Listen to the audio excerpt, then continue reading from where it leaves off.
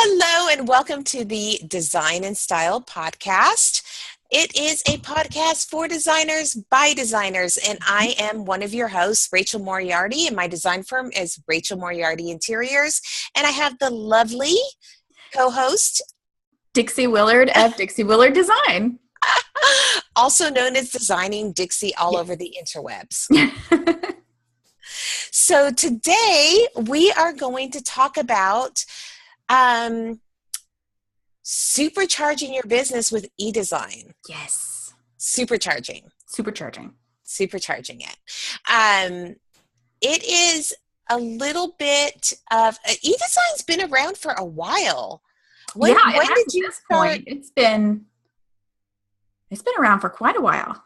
I feel like, though, to some people, it's still a new, definitely for a lot of our customers or prospects, I think it's a new concept still.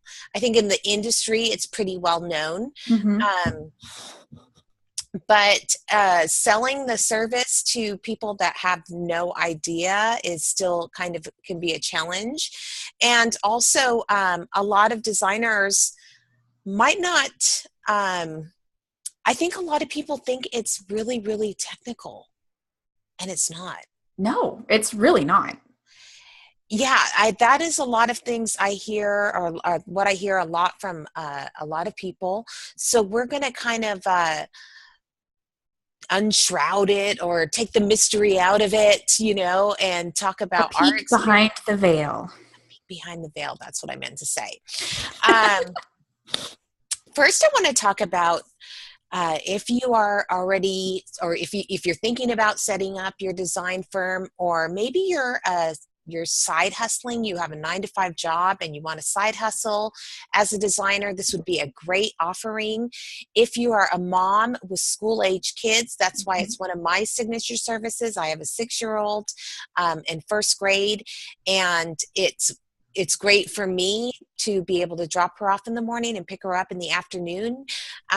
So that is a great service. It's great if you are like to focus on decorating, like to focus on those last layers, space planning and decorating. It's great for home stagers. If you're a home stager, I just gave a talk on a telesummit that I'll be promoting this week. We're going into the week of January 9th, are we? Yes. Yeah.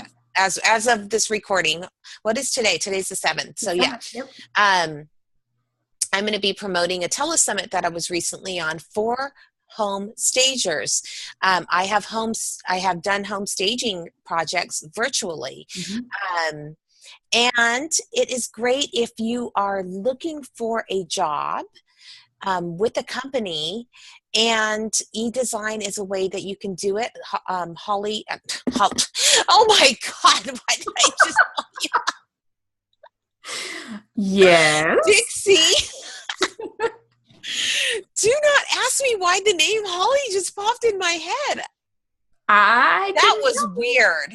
That was really weird. Well, it's funny because I worked with a Holly when I was doing e-design. Oh my gosh, that was the weirdest thing ever. So you worked for the Pottery Barn.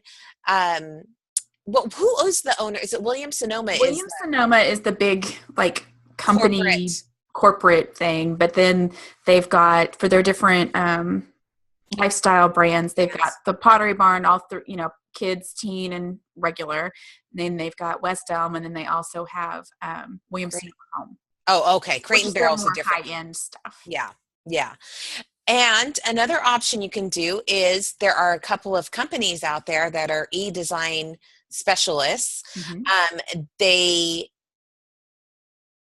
don't pay well. It's a great way to get your feet wet and gain some experience. We can put it that way, I guess. I think it is, because you need to be, you can approach it from two ways. You can go and you can pay somebody to teach you and pay for the experience, or you can get paid if you have that sort of natural gift, and you can get paid. They have a video whole library about teaching you, how to do it yourself. So those are a couple of ways who it's good for. I think it's pretty much good for everybody. One of the things we were talking about offline before we hopped on this and started recording is people think it's just, really technical, and it's not. It is not. How do you, you're more technical than I am. Right.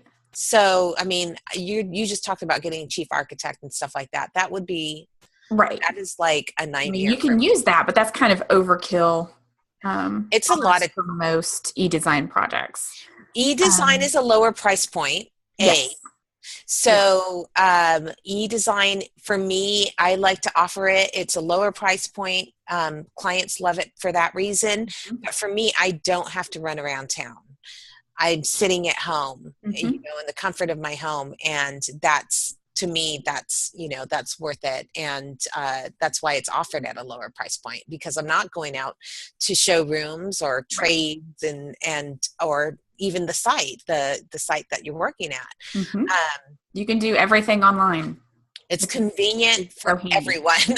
It's a And even if you're just somebody who likes to travel, you can travel all over the place and still work as long as you've got Wi-Fi or some kind of an internet connection. You can still upload designs. Absolutely. I know designers that have gone on family vacations. They're Mm-hmm. in the middle of a project, and they, maybe the husband goes down to the pool with the kids and she stays up, for an hour and a half in the hotel, and then just focuses Mm-hmm. on getting some of that project done. So it can work, it's a lifestyle thing. Um, So as far as the technical aspects of it, when I was doing e-design for Williams Sonoma, we didn't have a lot of fancy gadgets and whatnot to be able to, not gadgets, software programs. You know what I mean? It was really basic, technically speaking. We had Word, we had Outlook, we had Publisher, and we had Microsoft Paint. And mm, that was how we did everything. So we communicated through email, we on the phone sometimes, but mostly through email. And then we would use Publisher, Microsoft Publisher, to do the boards. And if we wanted to do something really fancy for our board, we'd pop it into Microsoft Paint, which is, as far as technical stuff goes, about as basic as it gets. And so we were able to do all of that. I found the snipping tool that Microsoft has oh, right before I went to work for them. And so that was the big technological advance that I offered, was that they could just basically do a screen cap of just part of the screen and then save that picture. So that's as technologically advanced as you really need to be. As long as you have a computer with the basics on it, you can do it. It's not impossible at all. I mean, let's face it, we have to use a computer for any job that we do. Even as a banker, I had to use a computer. So if you can log onto a computer, Mm-hmm. pretty much you can do e-design. When I started mine, even though I use Mac, I was coming out of a PC world. I was new to Apple products. So I actually, there's a thing you can buy called Parallels, where your office products work on a Mac. Oh. Yeah. So I did that until very recently. I had to take my computer back to factory settings, and I lost, all that software. So I had to go and start using the Apple products, but they're so much easier. So I'm just way more confident on a Mac now. So, but what I was using, just like Dixie said, I was using Word. I didn't even have, well, we'll talk about it in a minute, but when I started doing e-design, somebody approached me about e-design. I wasn't even ready to start doing e-design. I said, let's do this. It'll be clumsy. If you don't mind that, then, I'll absolutely do this project for you. So I used Word. Word was for my, to do basically a summarization of what she hired me to do, what I was delivering to her, plus any design notes and implementation notes. Mm-hmm. I used PowerPoint for all of my mood boards. And PowerPoint, I will just tell you, if you are an office product user, I can make 3D Mm-hmm. mood boards on PowerPoint. I will layer in a room, an empty room that has a little perspective in it. And then you can just layer, by sizing things and Mm-hmm. layering them, you can create something that looks very, very real.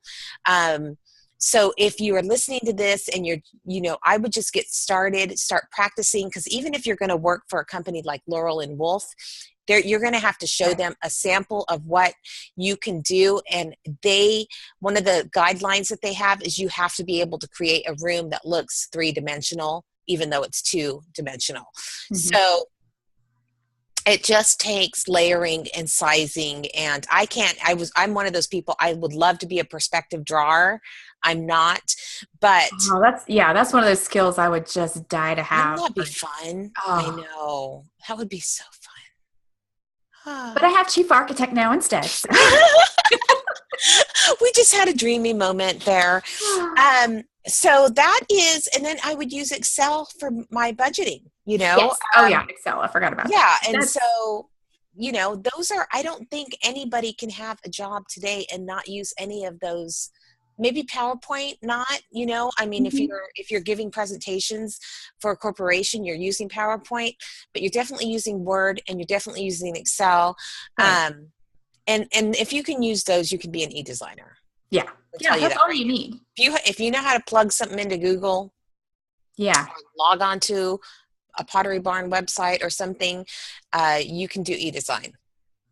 So let's talk real quick about doing floor plans for e-design.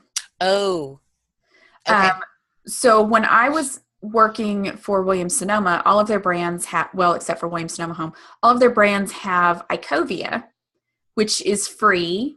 We logged in just like anybody else did to do the floor plans. It's not the most precise way to design in the world, but it works. And you can do different colors. You can make the furniture look the way it's going to look basically in the room.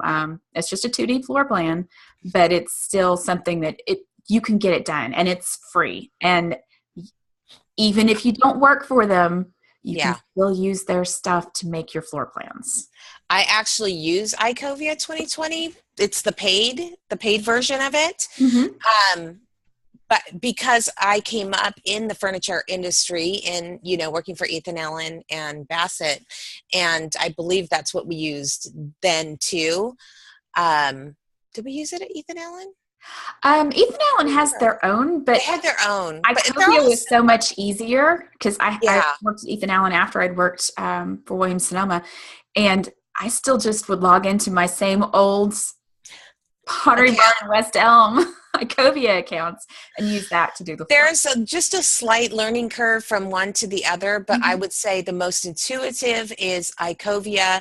Plus, you can YouTube how to do anything. Hop onto YouTube and you will learn that in like an hour. Start putting it to use. Some of the most technologically challenged people I've known in the industry can do Icovia and have no problem doing it. It's that intuitive.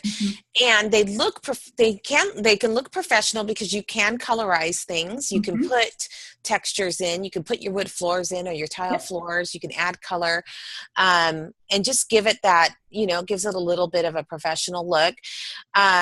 And for what I do, I don't do building plans like Dixie does. So if you're going to head into e-design, we're doing mostly decorative anyways. It doesn't have to be that precise. It's pretty precise though. I mean, I don't want to knock it. It just is. It's not like you wouldn't give it to a builder. Right. And there are a couple of little quirks too, like some of the things that have drawers or doors on them, the measurements are with the things open, or like their table settings, it's for the table and chairs for the dimension. Yeah, I don't use those but as long as you're not using the pre-done stuff, you're fine. Yeah. It's perfectly fine, and it's going to be accurate enough that you know whether or not your stuff is going to fit in the room. Exactly. So that is the only other thing, well, besides the other thing. So that is really the tools that you need to do an e-design project. But one thing you want to do is you want to be professional. Yes. And something that we both did, and we don't even just use it for e-design. Do you still use it for all of your projects? Oh yeah, I've actually not used it for e-design. I've only used it Yeah, for live projects. right, exactly. So there is something called My Doma Studio, Mm-hmm.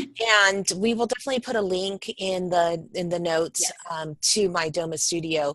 But I highly recommend it for any solo business out there. It is incredible. Mm-hmm. It is a platform. So if you just, if you're listening right now and you want to just head over there, My Doma Studio, um, it's great because it almost forces you to create a process. Yes. E-design, you have to have a process anyways. But when you first start out, you don't really have a process. You don't even you kind of like have an idea of how things are going to flow, but not really. My Doma gives you that structure to create that process. So what it is it's a virtual studio. Yeah. So yeah, I always tell people I'm home based, but my Doma is really my online studio. It's where I communicate with my clients. You basically just onboard them as soon as Mm-hmm. they become a client. You get their email and give them access to your online virtual studio. You can, a little welcome note in there. How do you? I'll just go through my onboarding, and then Yeah. I'd love to hear yours, how you do it. So for me, what I do is, because a lot of my clients, even my local clients, so it's like e-design, but for local clients, I will go to their house and do the measurements and take the before pictures myself, but the rest of it is done virtually. Mm-hmm. And so I'll onboard them. I'll create a contract for every single project. I have a dummy contract in my Doma, and I Mm-hmm. go in and I add the scope and I add the details, and a payment schedule as well in Yes. my contract. So I'll do that. I can take all payments, the retaining payment, and all payments in between. Um, it's got a messaging system, so you can keep all your notes and emails back and forth. No more texts, no more emails. Oh, it's It's all so much nicer. And it's got a search function amazing. on it too. So I need to do that. I haven't done if that yet. you lose that one email or that one message that they talked about, yes, we like that rug, you can just pop in The rug into the keyword, search box and pull go up all straight that to it. stuff. They have a place to manage all of your assets. So your Yes. assets are your before pictures Mm-hmm. and your after pictures and inspiration photos. And what else is under there? Measure I think it's just divided up into those three, but that's where if my and clients are measures reusing something, oh yeah, measures. If my clients are reusing something, um, that's where I have them put the pictures of the pieces that they're keeping in the space. in the space. That's smart. And then they have a final deliverable, where everything has to be approved. You have your final shopping Mhm. list. We forgot about the shopping list. Oh my gosh, the There is shopping list is the a best. product list, so you can create your own catalog of items, and you can pull from your own catalog and create a list for your clients, and they just go through and they can click these links and shop right from there. Mm-hmm. But the final deliverable is, your floor plan, and they Mm-hmm. hit approve. Once they hit that, your mood board or your concept board or whatever, that whatever's part of your deliverable, they Mm-hmm. go through, they look at everything, and they approve absolutely everything. And And if they don't you're like done. something, it gives them an opportunity to say To give a thumbs down and the reason, and the which reason. is awesome.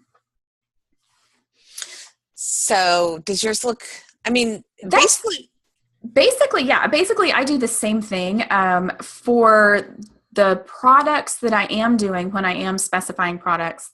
It's great because I used it just the other day just to print it out the list of things that we've already gone through so far and take it with me to a client meeting so that we had it there to look at. All I did was print out the shopping list. It was super easy and fast, and I had everything there to go, okay, yes, we talked about this. No, we didn't talk about this. So this is, it just facilitated the back and forth about each piece a little bit more. So even though I still met them in person, having everything there, they can look at it on their own, but it's also great because I can print it out and we can talk about it. One of the things that I do, Dixie, is I take my anything for onboarding.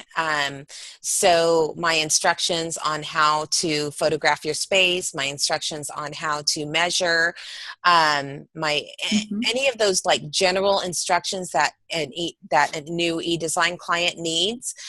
When I onboard them, I put those things in the assets. So under the measures is going to be your instructions on how to measure your space before they log in. Bless you. Thanks. You didn't sneeze, but you look like you were going to. So I'm able to upload, my PDF. So when they log in, they've got the welcome kit already dispersed throughout the it's studio. It's all in one place. I don't even call it the My Doma Studio. I call it my client portal. So when I'm talking to my clients, I say, now we're going to do all the communications through the client portal. And if they do end up emailing me, I'll just copy the email and paste it into the messaging center again, so that everything's in that one spot. I don't have to hunt it down. I don't have to wonder, did we talk about it in this email or that email, or it's all in one spot. And I highly discourage texting. So having it in the messaging center makes it a lot easier. They can still access it from their phone. It's just, they're not bugging you constantly. So you call it your client portal? Portal. Mm-hmm. Portal. I call it my virtual studio. That's so funny. I think of it as a way to communicate. It's like a portal. It's like a door into your world. So basically we're saying the same thing. I mean, we are, but that's funny to just see how, what you would call it. What you would call, I didn't even know you called it your client portal. That's hilarious. Now, it's not hilarious in that, and like it's a funny name. It's just funny that we pick different things to call it. And neither of us call it My Doma. No. I mean, it's there at the top of the page. I don't think My Doma means for us to call it My Doma. You know what I mean? No, they make it easy for you. They even let you do a client login page built into your website. So your clients just go straight to your website and go to that page and log in. And then it takes them through that portal to their... You mean to the virtual studio? To their virtual studio.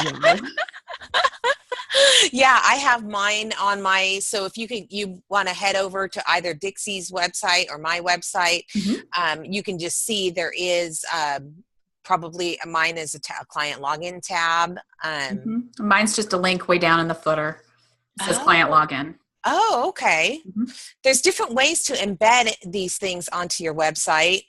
And My Doma is so helpful. They're the nicest people. They really are. Ever. Like anytime I have ever had a question, not only do they answer it quickly, but they're just so super nice about everything. And they're on it, like way on it fast. Like, I don't know how they do that. I don't know. I haven't figured that out, and I've seen some of the, I've been a beta tester for a couple of things, and it looks like they've got some really super exciting stuff coming out. Yeah. So I've been too. And so, if you want to up level, this is what you can do. We're going to put a link to My Doma. Yes. You can actually go in there for free, for life, really, right? Yeah. They allow you to have, is it like one project free all the time or something? Yeah, one project. So you can go on and just pretend you have a client, and then set up a client, and you can go in and actually play and see what we're talking about. Why are you laughing? I'm laughing because the name of my pretend client is Bilbo Baggins. What is that? And from The Hobbit. Oh, I see. You are my practice project name is The Hobbit Hole. So it doesn't have to be real. It's just a way to play with everything. And then if you work with them. You can get extra projects for free if you work through their, I'm having a moment where my brain's not working. I paid for mine, so I don't remember exactly how you get the extra projects for free. Is it that you just share it and as other people come on? I have no idea, but they have a Facebook group, Mm-hmm. and all of it's a tight staff. I mean, I can't figure out how many people, but it's a pretty tight staff. If you're in their Facebook group, if you go on and you log in to My Doma, you can probably I think you could just be a Facebook member as a user. I don't know.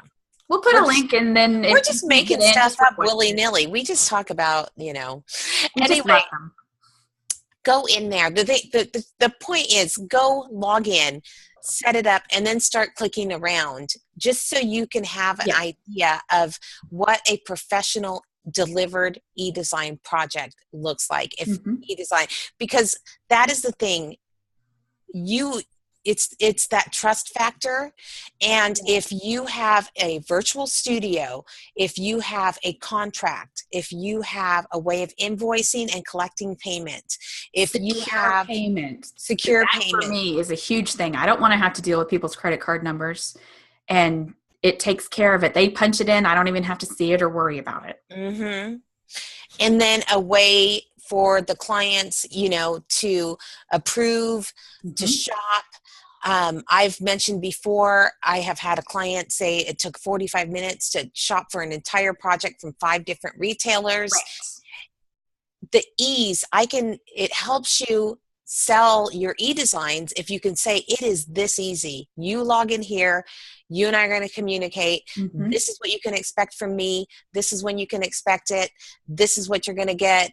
This is how easy it is to implement.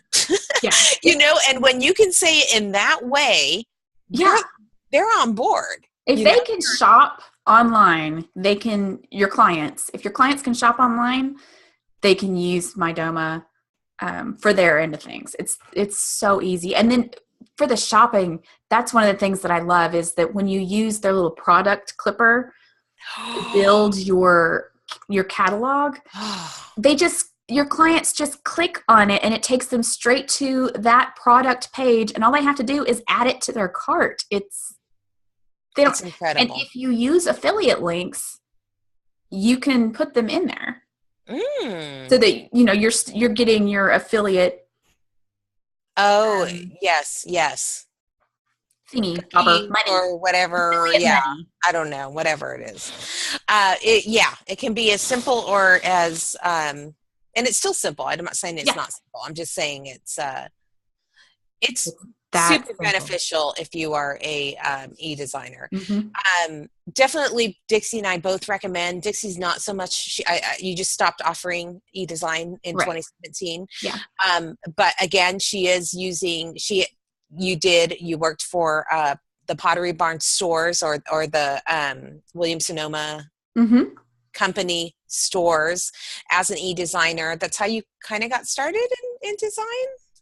No, that was me having my kids back in school and I needed something to do. And I hadn't really found the right place for me. So doing e-design was just a great way to kind of get back. I'd taken some time off while my husband was deployed. And so it was a way to get back into the swing of things and get active again and see what was out there. And it also really helped me narrow down all of my processes, because when you don't have a lot of choices, you make decisions really quickly. Yeah.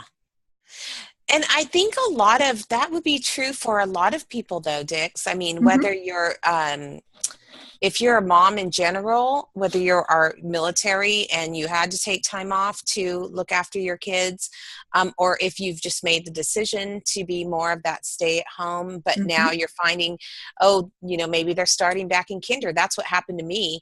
My daughter started in kinder, and it enabled me to jump back into design again because I had I wasn't paying for daycare anymore, and I wasn't, a little bit of my overhead, or a lot of bit of my overhead was down because full-time daycare is no joke. So I think it is great. It's great if you're just starting out. It's great if you want to up level where you're already at, and just it really, sky's the limit. Nobody is, it puts location out of, Exactly. out of the equation of who you can service. So if your best friend, if you're in California, your best friend lives in New York and she's always wanted you to design for her, you can do that. So easy. I did my sister's house that way. She lives in Mississippi, and at the time we lived in Oklahoma, and I was able to do everything just virtually, which was fabulous because, you don't have to be there. You don't have to be there. It's so nice. And I think some people think that they can't design a space unless, I've heard designer after designer say it. Right. It's not true. You have to communicate to your client how they need to photograph the space, because you have to recreate it in your head and you have to recreate it on a floor plan. So you instruct them, and they're just, they're new to the process. So they're going to do whatever you tell them.